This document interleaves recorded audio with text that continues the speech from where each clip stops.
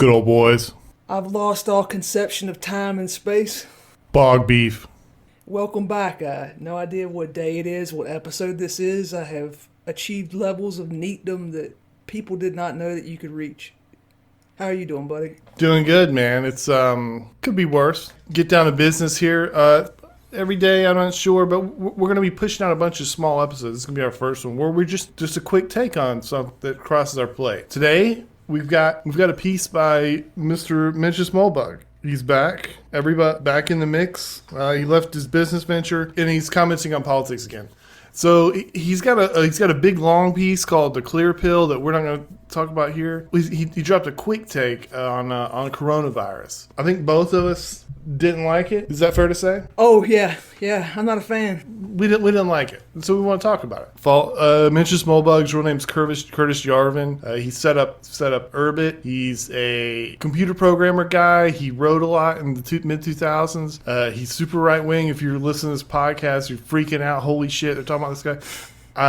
We talk about him a lot. I think maybe this can flow into it, because this piece kind of, if you don't care, like I would never push him on people, and you can't really push him on people who've learned a lot in academia. And I don't say that as to be disparaging. Did he go to college? I would imagine so, but I have no idea. So he's kind of built like someone that there's people that learn a lot of stuff without going to college, and there's kind of markers that they have. He's a very well-read person. Yeah, so a lot of original source. So if you have like a PhD in political science, you would have came to a lot of conclusions maybe that he had in a lot quicker time. They know how to. You do a lot of double work. If you read him, first off, you're going to say this is way too like cut to the chase here. You know, academia, it's set up to where if this is a professor, he writes things. He's condensing knowledge down, and you're intaking it. Oh, is everyone agreed on this? And the peer review, okay, so the alternative has been debunked. This is how things are. He doesn't work like that. So when you do this independent thinker thing, you end up doing a lot of double work. He doesn't cite his sources properly. When he writes in a conversational style. He doesn't write like you're supposed to write political theory documents. He writes like he's talking to you.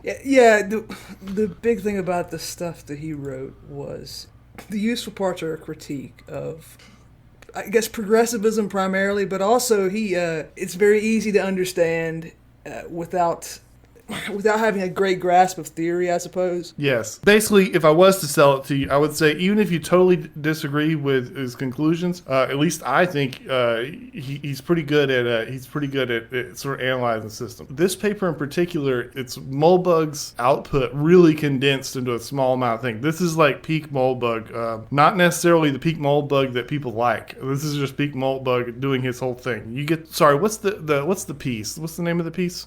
Plan A for the coronavirus. All right, yeah, he put it up on Medium. Here's how it's up to you. So I think this is pretty common. There's a lot of people who want to rule the world.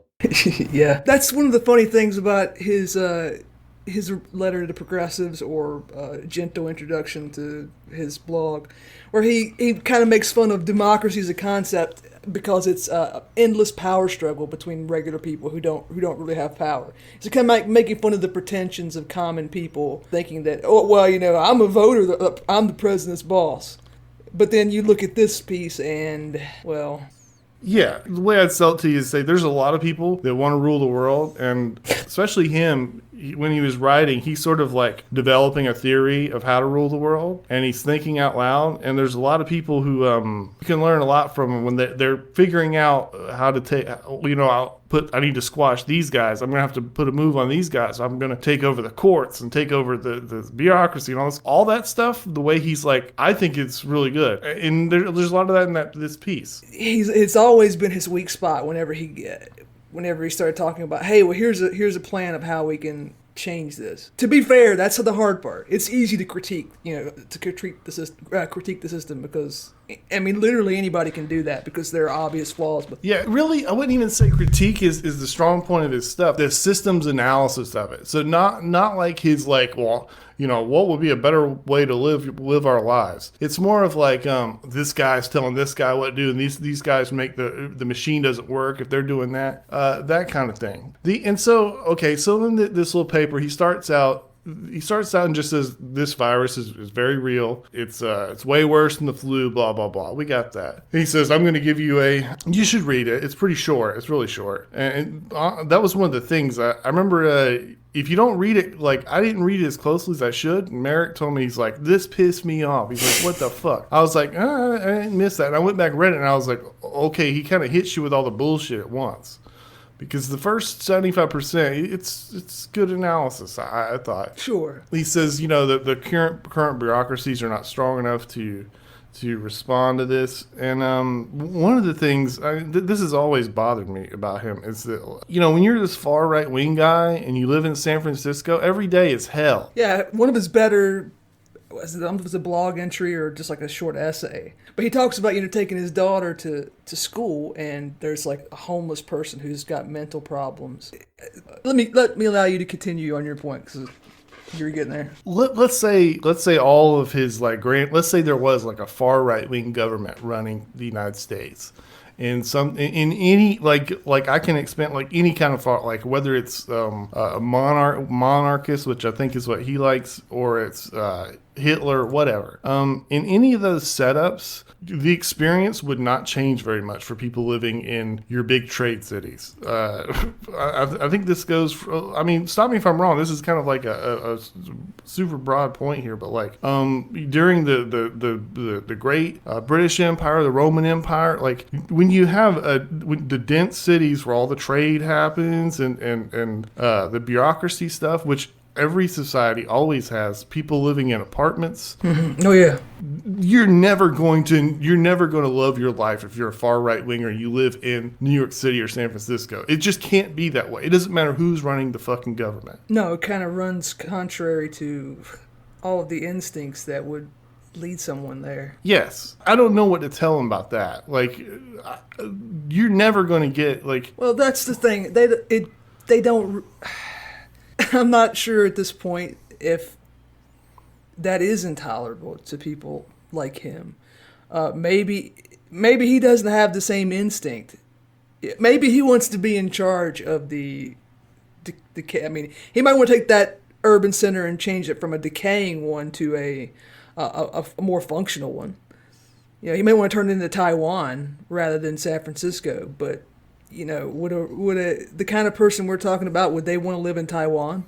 Right. People in Singapore, Singapore is ultra right wing, right? In the way that he likes, yes. People that live in they don't cook their own food. There's not enough room for the kids to run around in the house. You don't have a backyard. Density is just super high density is just never going to give them the life they want. It's not good. I don't think it's. My opinion is it's not good for anybody. During the Roman Empire, the richest people, that you had two choices. You could either get like a domus or whatever that was so big inside the city that you could pretty much have your own little spot, or more likely you'd want a villa outside of Rome. You didn't want to live in Rome. You might want to rule Rome. You might want to be a senator, but you didn't want to have to park your ass there and live there. Yeah. What does that tell you? Yeah, you would live in. That's that Roman centers. That's that old school right wing. That's the and Cato. Patriarch stuff. And yeah, they would spend most of their time in Campania or whatever. So that's kind of a side point, but it sort of runs through his thing. Is that every day this guy gets up, is a bad day, and it's never going to change. I bet not today. I guarantee you he's not hanging out in San Francisco right now. Well, two of my friends that live in New York City, I'm like, there can't be any old people in New York City, can there? And they always laugh at me. I was sitting there thinking, imagine being old as shit and you're going to get on the subway. Oh, yeah, just talk. But I don't know about if you're listening to this, you're probably like, holy shit, this guy's stupid. But these places are supposed to be places where you go and make a shitload of money for 10 years and then you leave, right? I think that's the ideal. We're seeing this change. I think like a larger story, and maybe this is sort of the thing that the coronavirus has run into, is that centralization has been just massive. One of the things that fucking bummed me out the most was remember the Amazon HQ2 thing? Mm-hmm. Oh yeah. when they wanted to move to DC, that pissed me off so much. I won't discuss the United Kingdom politically. The whole thing's it's a conspiracy because everybody lives, all the people that are in the business of running the government, went to the same school. Like school, no S on the end. They went to the same high school and shit. Like, one of the things people were talking about, especially what comes up with this, is that we do have this coastal rivalry between our elite. We have really rich, powerful people that live in California. We have really rich, powerful people that live in DC and New York. I think that helps a little bit. Back on target. Well, let's get down to what he said. The first part was like you said. He said, our bureaucracy is not capable of handling this. All right, I agree it's not capable of handling it well, but I think the bureaucracy will be able to handle the coronavirus. Maybe not as well as it should have, but I mean, I don't think this is a wrap for America. Let me ask this, 'cause I think you read it a little closer than I did. Well, this is one of the problems? There was no successor fail state mentioned for, right? Oh, for what? For what he's talking about? He just said, we're gonna have to do all this shit because we're not gonna handle the coronavirus properly. Yes, there is kind of, and he compares the United States to South Korea, Singapore, Taiwan. It's like because our handling of it was worse than them. Like that's the fail state. That's the proof that we're doing everything completely wrong. So we'll end up like Italy, I guess, is the fail state. Yes. Well, he's not clear about that, and this is one of those things. That's a big problem with the piece. Well, that's a big problem with what everyone's discourse on the bat flu from day one. What are the stakes? His criticism of the United States is we don't have any institution that can deal with this, so we need to make radical changes, and not like forming laws in the Senate, and pass and have the president sign them. Like, we need to do it right now. We need to just start handing the keys over By the way, he did that. He did two different things there, and he said, first off, we'll cut to the chase. At the end, he says we need a new all powerful institution that has the Coronavirus Authority, the CVA. It has unlimited power. It can do anything it wants. No part of the United States government can stop them. It's not beholden to the Supreme Court, the Constitution, or anything. Everyone has to do what it says, and that's one event. And then at the very end of the piece, he said, we need a dictator. Those are two wildly different things.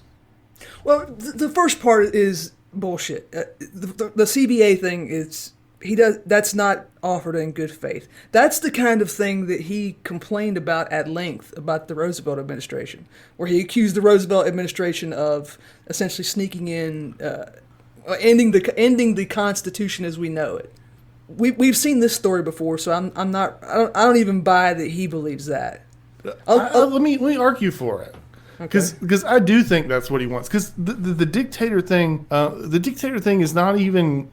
Well, we'll talk about that later. So, in his grand work or whatever, part of the big work, and so functional arm of the cathedral and the government is the unelected bureaucracy, and most characterized by the State Department. And then he says that he comes from a family that was in the State Department. Oh, yeah. His parents and grandparents both work for the State Department. And he's like, so I could tell you firsthand. And to me, that just felt like, look at this. The prodigal son has come back, and he wants to pull the sword from the stone and become the ultimate bureaucrat. Yes. Fundamentally, his argument, the reason his argument is bullshit is he just keeps saying, like, he does this great system analysis and throws out the window and saying, oh, by the way, this CVA is going to be run all by Silicon Valley executives. And then he says the reason is that Silicon Valley executives are highly capable people, and the people who are in the current bureaucracy are not. And so they're just really good at making decisions, and the people in the current one are not, and we'll just replace them, and they'll fix everything. All of these people in that little section of the dissident right were reformed libertarians, and the rubber met the road, and they're going to scurry right back to that. Well, is it? I mean, because like, if you're Ron Paul and you read what he wrote, he'd be reaching for his gun. Okay, are we talking about the proclaimed objectives of libertarianism or libertarians in practice. That's what I meant. So one thing I just outright reject, but I don't think it's not worth anything in an argument or anything, is this idea that these people just aren't as good at managing systems these other people are. I think that's just like garbage thinking. But I mean that would be something I would go in further if someone challenged me on it. But I think that's pretty stupid. The thing, I don't think we need to take much time debunking that. I'll just say, okay, so the idea is that all these guys in Silicon Valley says, oh, they worked in their garage, now they run these companies, so these guys really know what the fuck they're doing. Okay, I understand where he's going with this, and it's accurate in a way. He's saying that people involved in the government bureaucracy, there's a form of competition, but it's not competition in the way we think about it. It's basically people avoiding having turf wars. You're kind of colluding if you're working in the bureaucracy, unless you absolutely have to. And the reason is, we've discussed this before, is skin in the game. It's other people's money. You're not concerned about it. It's a lot different when you're playing with somebody else's money. People in Silicon Valley, they're involved in the market competition, so you're going to get more competitive people, and it'll be meritocratic. And okay, there was a version of this, but it wasn't capitalism. It was he ends his piece with it. Romans, they're super fucking competitive. Their government system was nothing but a bunch of guys just champing at the bit. You don't have to hand the country over to Silicon Valley to to have competent meritocratic leaders. You just have to put an incentive on it. I hate this idea these Silicon Valley executives are so brilliant. All these guys that showed up to Silicon Valley in the 70s or whatever, 20 years passed, they all got rich. Is that just because they were super smart? No, because they were in on this burgeoning technology. Yeah. And they rode the wave of I love firearms stuff, and everyone who was involved in the firearm business before World War I broke out became super fucking successful, and their designs are handed down for generations, and they got crazy rich and shit. And were they just really good at managing companies compared to people who manage other business? No, technology exploded at this time, and I would love to pit them against guys who manage a McDonald's or Marriott's. Well, that's the other permanent problem with people who think this way, because the market forces and competition, it doesn't actually function the way it does in the textbook.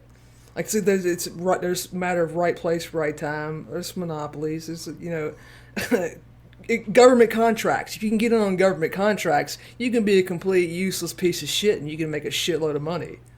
Yes, and okay. So what really happened is so what happens to whenever you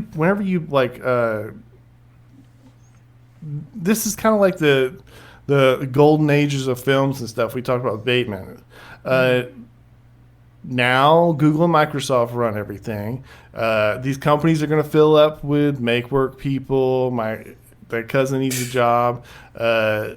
Moore's Law is coming to a close, and it's just going to be like anything else.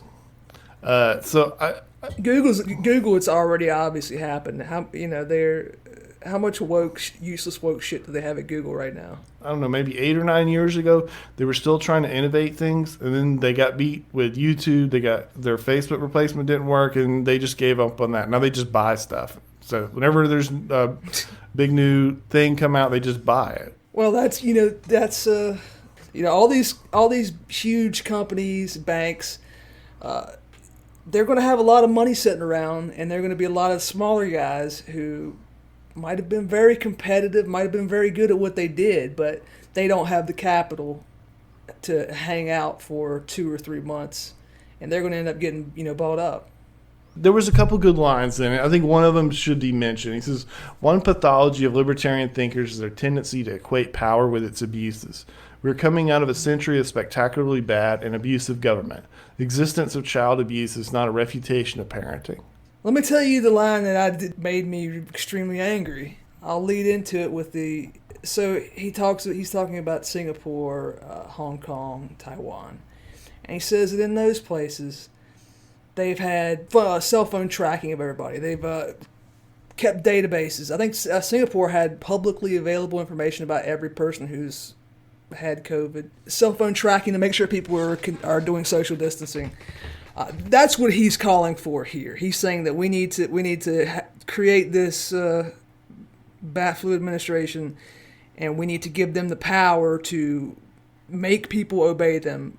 And because we refuse to do that, it's proof that. Let me just read you exactly what he says. Here's the answer. Without sugar, Americans are children. They are puerile, spoiled, and arrogant. When they look in the mirror, all they see is a king or a queen. Can kings be managed like wildlife? A king is not an elk. Basically, we think that we're so fucking... Literally, every man's a king. So we can't be compelled to do these things. We can't be monitored and tracked like animals. He says that this is proof that we are immature as a people. That we don't understand what's required to have a functional society. That this is a character flaw in Americans, and the only solution is for Dad to come in and whack us on the ass and make us be good little cattle. Someone like Ellen Powell, yeah, be able to track you. He did say confiscate the guns. I thought that was nice. So yeah, we need to just take away our weapons, and then everyone be monitored our location at all times. Well, let me give you my take on this. If the governor wants us to make a law saying if the police catch you outside and you're not social distancing, they can come give you a fine or they can take your ass to jail, I would support that far before I would support, we're going to have Google monitor your every move. We want to keep a database and track you like you are a fucking animal. Because if we're going to have rules and you violate that, then okay, there are consequences for it. I agree that is necessary for a functional society. But what is not necessary is to be treated literally like animals, like children who need to be managed by the state or by anybody who's not your literal dad. That's not the job of the state. And the reason why that's bad, because once they take that view, then it's no longer, well, here's the deal that we're making with the people. They're going to obey the laws. We're going to do this for them. We're going to do that. This is for their own good. So whether they like it or not, we're going to do it. Well, I'm sorry, these words that you said to somebody on Twitter, they were hurtful. And I know you don't like this, but I'm going to have to, send the officer there to arrest you. We're doing this for your own good. It's just shockingly stupid coming from he isn't allowed, like I think one of the reasons why he left his company is like he can't represent his company at remember, so this CVA is going to be run by Silicon Valley executives, run by I wouldn't say IT industry, whatever you call it. I think one of the reasons he left is he can't represent his own company at like any sort of function because he's a dangerous person, and they don't let him speak at things. He says words, and the words are like razor blades that fly out of his mouth, and they hurt people, and we can't have that because it's the job of the media and every institution to protect us because we're just little babies. Yeah, so Ellen Powell, she's got to manage his ass. He gets managed, and he wants us all to have this. Is this some kind of like?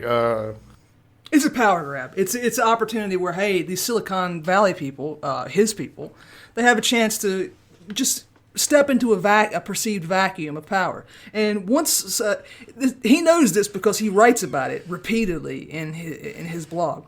Once the government or any institution takes power, it doesn't want to give it back. And it's extremely hard to force it to do that. So he very well fucking knows that whatever kind of tech authority that we would give these fucking dictatorial powers to, they're not going away at the end of the year or whatever. They're going to stick around. And he knows that, and he thinks that him or people like him will be in the driver's seat. So, hey, let's go for it. Yeah, he's neo-reactionary, whatever. And if you go, like, one thing I found about this piece that was shocking. So this is like the old school. This is like the stuff where people are like, oh yeah, he kind of like even back in the old days, like when this stuff first started coming out, like the grand thesis was that there should be a king of the United States, and it would be a Silicon Valley executive.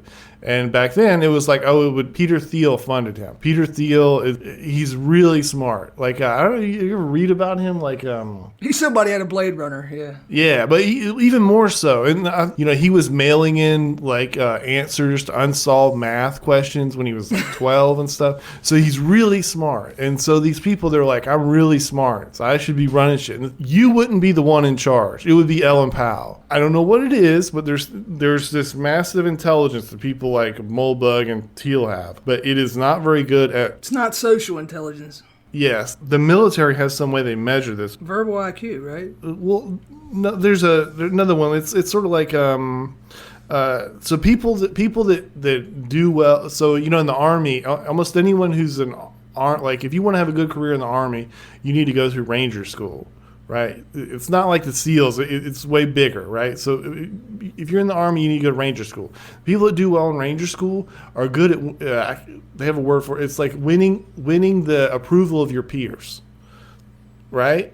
Okay, yeah. Class president. People like Peter Thiel and Mrs. Mulbug are not very good at that.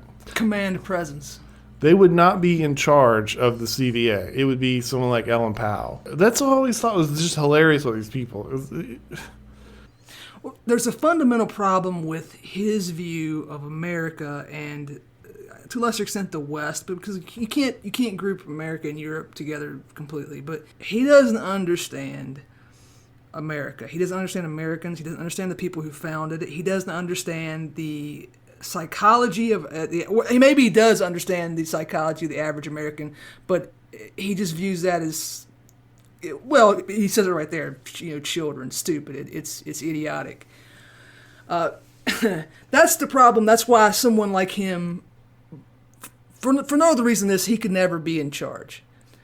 Whatever concept he has of creating some kind of reactionary utopia could never happen in America because it would be fundamentally against the character of Americans. Now, there are brands of American reaction, but it's nothing like the shit that he says. Can you imagine a king of America? I'm going back and thinking about so immediately my mind's going to so people said that Jackson, right? Could have been a king. Or Washington. What do those guys have in common? They were people who came up in an organization that was perceived as meritocratic, the Army. Yes. They were Washington wasn't really a self-made man, but he just did so much shit over the years that but Jackson was a self-made man. Now, I could imagine someone like that becoming dictator of America. I can't imagine a Silicon Valley dictator of America either, because can you imagine regular people following Peter Thiel? The King of America, I think, ended with Washington. I love Jackson, but Jackson basically had was more like a Marxist revolutionary. They had a bunch of poor people that would have fought for him. He was more like a who's the Killing Fields guy? Pol Pot? Yes. Okay, but in terms of it's no coincidence that we've never had someone like that. That's just not part of our character. Right. If he had tried to ascend, he would have had like a Pol Pot style deal. Because this is the part that I think that he misses. It all goes back to that fucking essential coalition. Essential coalition can be very small or it can be huge. The deal, okay. I know what he likes. I know what he sees. So someone like okay, who was the Apple guy? Steve Jobs. Steve Jobs was a really good manager. I think he was. And in that was primarily because he was a ruthless dictator. Everything had to go through him. Yeah, he'd fuck over anybody, even his friends. I think this goes into one of the big problems that with his big theory of these people who should be in charge.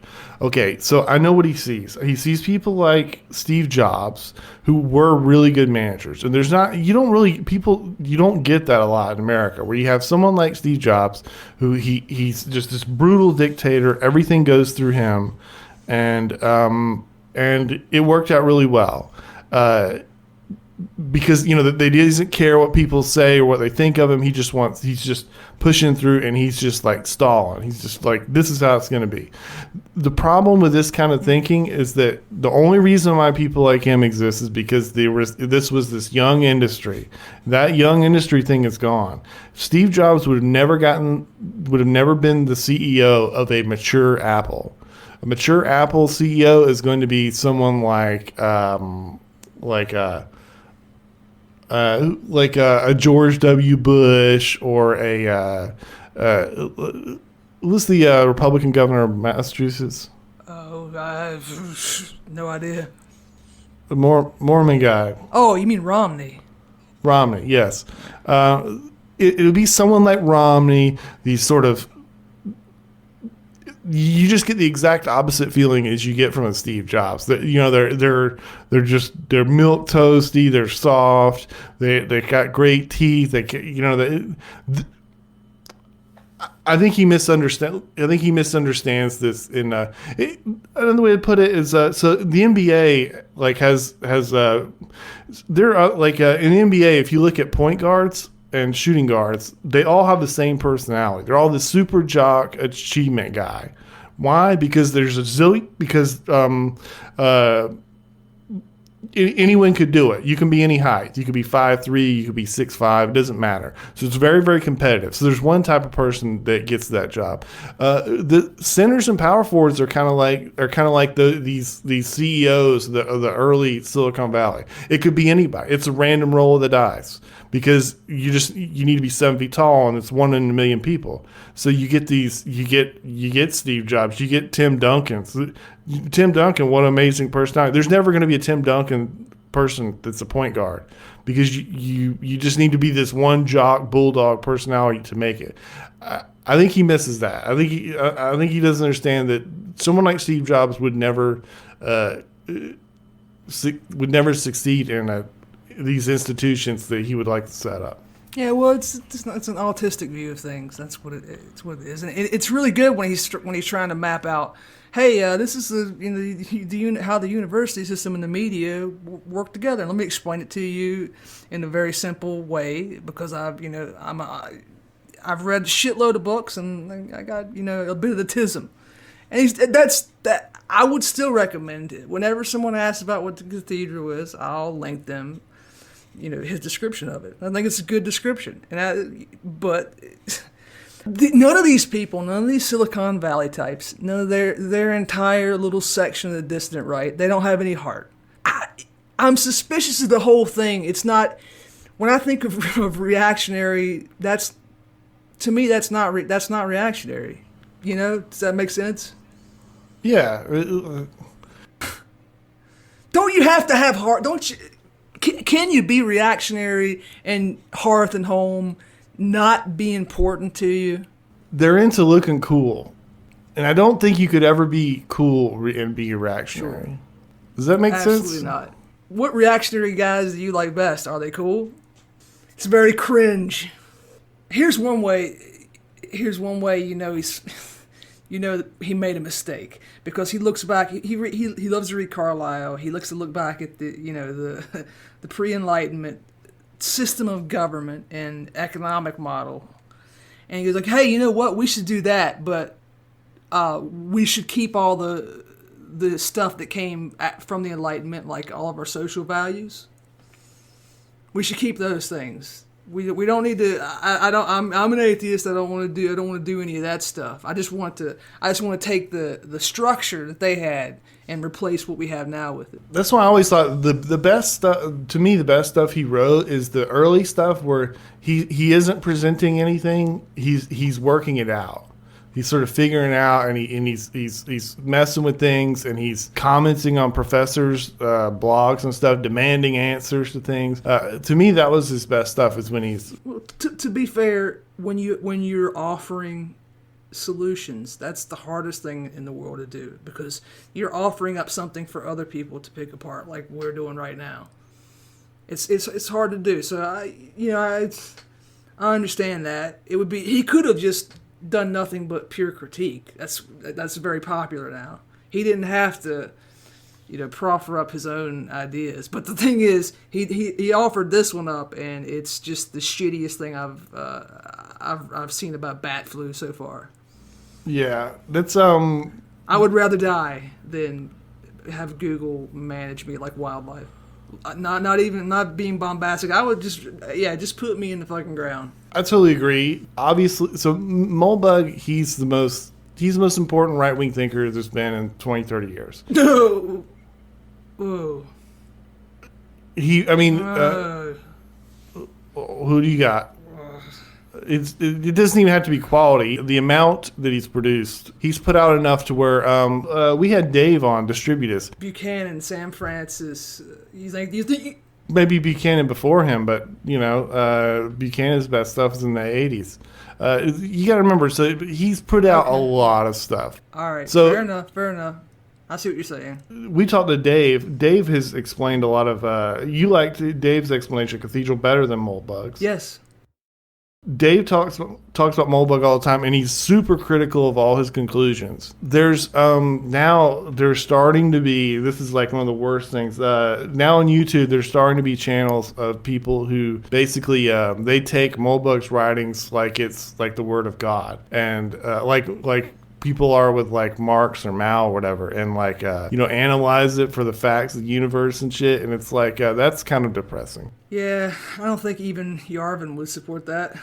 Here's a quote. One common DC pathology is to take an effective leader from the private sector and put them in front of, not in charge of, since no one is in charge of anyone they can't fire, the usual agency. Such a front man, in a cruel mockery of the Romanovs, is conventionally called a czar.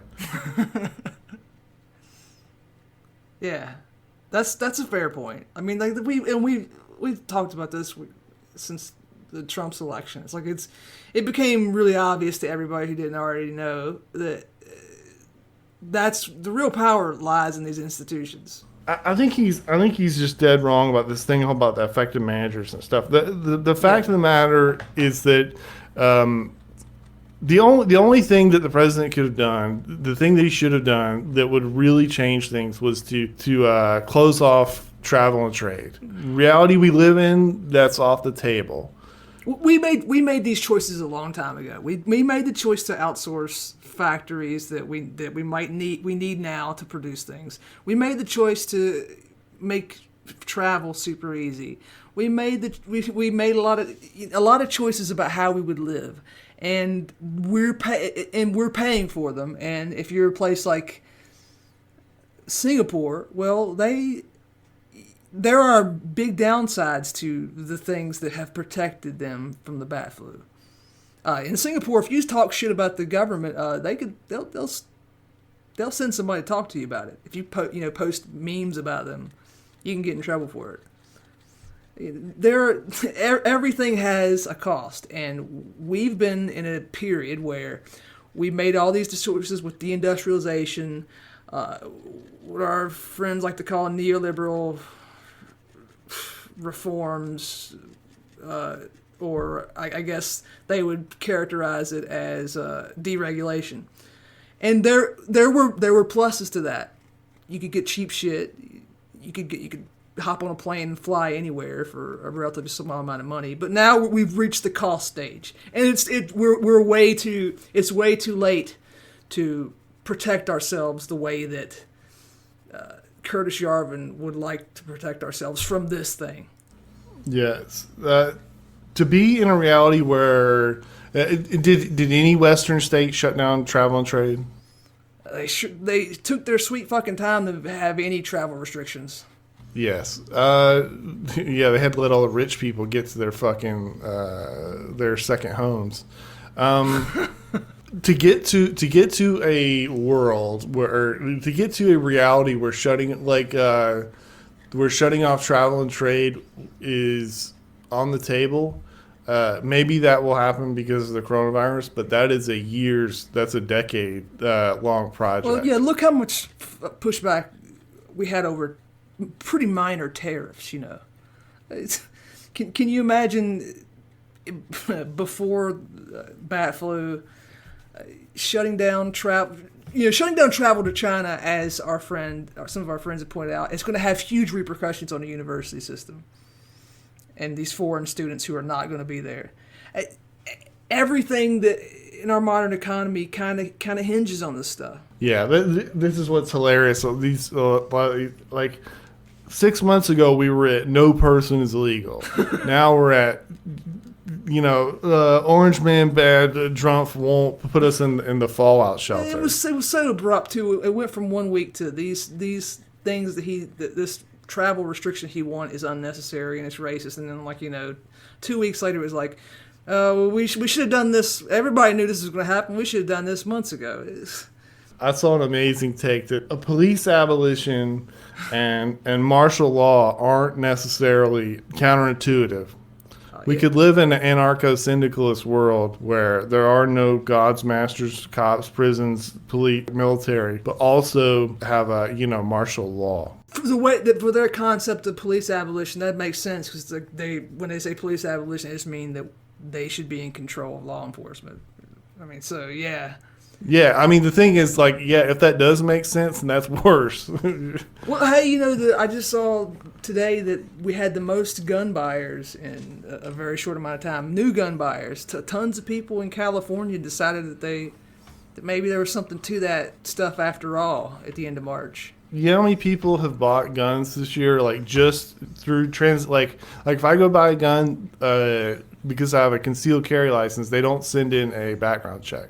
If you buy a gun from a friend, then there's no background check. So only person without a carry license, but there's background check on every retail sale of a gun. You know how many there's been this year alone? How many? Over 12 million. So you could arm Philly and Miami. You could give everyone in a major American city 2 guns. Just the guns sold in the first 3 months here. It's totally insane. 4 million guns were sold in March. It's just that wouldn't if I was wrong about inherent characteristics of Americans, that wouldn't happen, right? All these people who didn't want guns, they still wouldn't want guns when the shit hit the fan, right? Yeah. This is deep inside of us. This is you leave me the fuck alone. Crying for daddy. Leave me alone. I want a damn 6-shooter. I will accept. I think that and I could be full of shit here. I think the average American would accept twice as much punishment for something rather than strict preventative measures. And people, especially Europeans and Asians, make fun of us for that. And I mean, Curtis Yarvin says this is simply a better way to organize society. Perhaps that's true. I would say America seemed to have done pretty good for itself despite all these foolish, childish mistakes in our founding documents and institutions and this horrible character flaw that the people have. I would think that China would have done a little bit better than it has, if that were necessarily true. Look at the scoreboard. I've heard that story once and it just horrified me, and it shouldn't. And I imagine this might be funny to other people.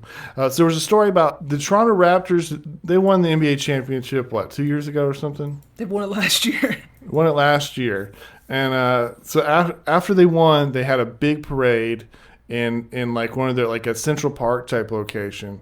There was 50,000 people there. There's a big fan base. Toronto loves their Raptors. There's just 50,000 people came to this big fucking party. They all got fucking smashed. Players were there. Big celebration. And then in 18 hours, there was no garbage left over. There was no trash in the entire park. That just disturbed me on a deep level. That's like Animal Farm to me. That's. Do you remember the upset descriptions of the White House after Andrew Jackson's inauguration. Yes. Where like all these like Hamilton Federalist types were just fucking furious at all the dirty plebs spitting their tobacco on the floor and just destroying everything. But that is America, though. That is who we are. Do you? That's one of the best things that I think it was in Mulbug's letter to Young Contrarian, where he's talking about the early colonists, and part of the deal is he's arguing for the royalists, right? Mm-hmm.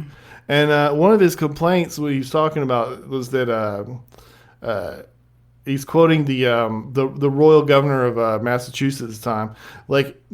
Whenever they would, the Americans were just like terrorists, basically, right? They'd break into like royal governors. They broke into his house or whatever, and and he had this big wine collection. First thing they did was they drank it all, and then they just smashed everything, set fire to stuff, and they started fighting each other inside. And playing games and stuff, and they just left like this wake of destruction. It was like a bunch of frat boys had broken into his house, but they're doing political terror. The first thing they did was raid the wine cellar. They got drunk on site. Oh, God bless America.